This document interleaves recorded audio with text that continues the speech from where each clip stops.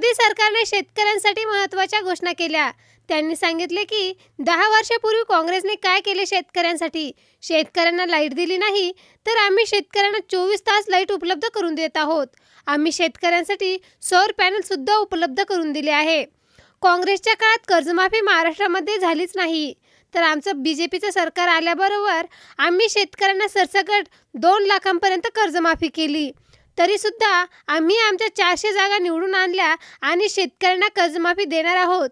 तसेच शेतकऱ्यांच्या मालाला आम्ही हमीभाव देत आहोत. तसेच आम्ही शेतकऱ्यांसाठी पेन्शन योजना सुद्धा सुरू केली आहे.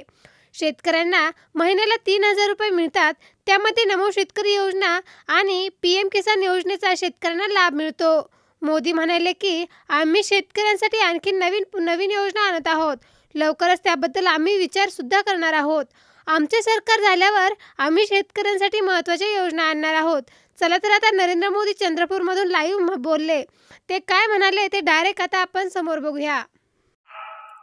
बिजली नहीं, सड़कें नहीं, इसी समाज के बच्चों को शिक्षा के अभाव से सबसे ज्यादा जूझना पड़ता था।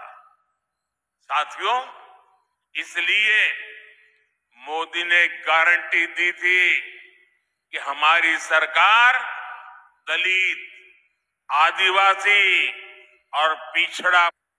मोदी ने वंचित वर्ग के हालातों को बदलने के लिए निरंतर मेहनत की है।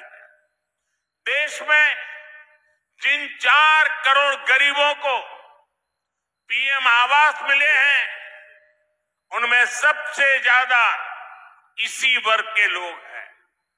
हमने जिन 10 करोड़ से ज्यादा परिवारों को मुफ्त उज्ज्वला सिलेंडर दिया, वो कौन है? वो अधिकांश इसी वर्ग के लोग हैं। हमने वंचित वर्ग के हर परिवार के घर में शौचालय बनवाया है। आज हम 80 करोड़ से ज्यादा जरूरतमंदों को मुफ्त राशन दे रहे हैं। इसमें हमारे दलित, आदिवासी और पिछड़ा ही सबसे ज्यादा है। आपको पीछे मुड़कर देखने की जरूरत नहीं है। आप गुदका लगाओगे तो भी दिखाई नहीं देगा। आखिर तक लोग खड़े हैं। यहां कुछ लोगों को मन करता है जरा देखें पीछे कितने लोग हैं। जहां मेरी नजर पहुंचती है, मुझे लोग ही लोग नजर आ रहे हैं, और इसलिए आप लोग पीछे मुड़कर नहीं देखोगे तो चलेगा। आज 50 करोड़ से ज्यादा गरीबों को 5 लाख रुपए तक का मुफ्त इलाज मिल रहा है। आज जिन 11 करोड़ किसानों के खाते में किसान सम्मान निधि का पैसा जा रहा है, वो छोटे और कमजोर किसान ही है।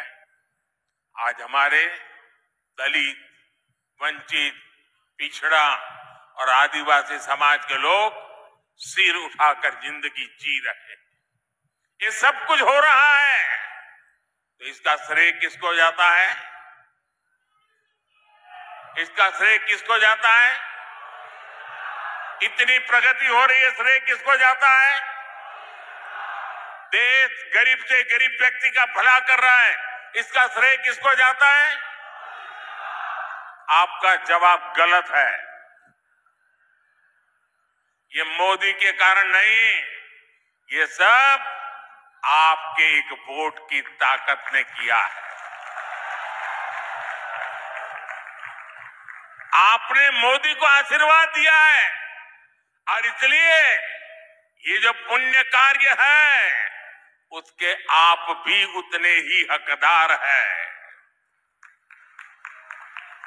साथियों, राजनीतिक पार्टियों का ये दायित्व होता है कि वो जनता की समस्याओं का समाधान करे, लेकिन कांग्रेस पार्टी खुद ही समस्याओं की जननी है।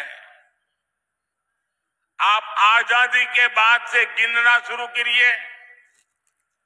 देश का विभाजन हुआ, मजहब के नाम पर ये विभाजन किसने करवाया? किसने करवाया? किसने करवाया? देश आजाद होते ही कश्मीर में समस्या खड़ी कर दी गई। कश्मीर में समस्या किसने पैदा की? जरा पूरी ताकत से बताइए, दिल्ली तक आवाज जानी चाहिए। ये कश्मीर को किसने मुसीबत में डाला? हमारे आसपास ही दुनिया के कई देश आजाद हुए, वो हमसे कहीं आगे बढ़ गए, लेकिन हमारा भारत पिछड़ता गया। तब ज्यादातर समय देश में किसकी सरकार थी? देश दशकों तक आतंकवाद का शिकार रहा। आए दिन कहीं भी बम ब्लास्ट हो जाते थे।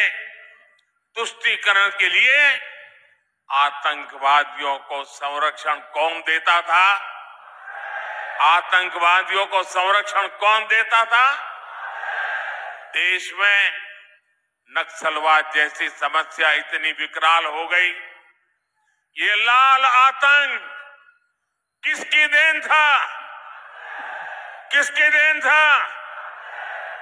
साथियों, आजादी के 7 दशक बाद तक राम मंदिर का 500 साल पुराना विवाद बना हुआ था।